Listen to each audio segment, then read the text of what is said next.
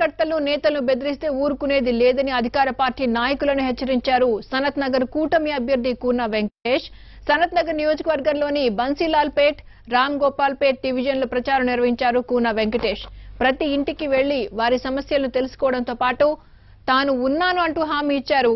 తన గెలుపు కోసం ప్రతి ఒక్కరూ కృషి చేయాలని ప్రజాకూటమిలోని వివిధ పార్టీల నేతలతో కలిసి పాదయాత్ర నిర్వహించారు.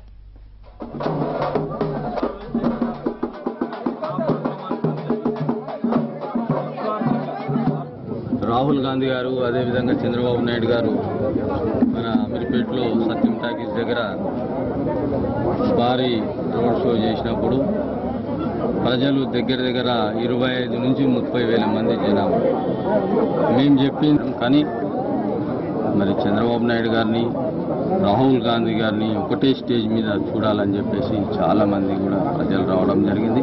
మరి మేము ఎక్కడ పోయినా ఒక మంచి స్పందన వస్తున్నది. తప్పకుండా మిమ్మల్ని గెలిపించుకుంటాం, మా ఈ సమస్యలన్నీ కూడా తీర్చాలని చెప్పేసి చాలామంది కూడా చెప్తా ఉన్నారు. తప్పకుండా ఇది సనత్ నగర్ కాన్స్టిట్యున్సీ మా ఒక కుటుంబం. ఇది తప్పకుండా మీ అందరి బాధలు ఏమున్నా అవన్నీ నా బాధలే అని చెప్తూ ముందుకెళ్తా ఉన్నాం. తప్పకుండా 24 గంటలు మా సనత్ నగర్ కాన్స్టిట్యున్సీ ప్రజల కోసమే పనిచేస్తాం. ఈసారి గట్టిగా మనని భారీ మెజార్టీతో గెలిపిస్తాం.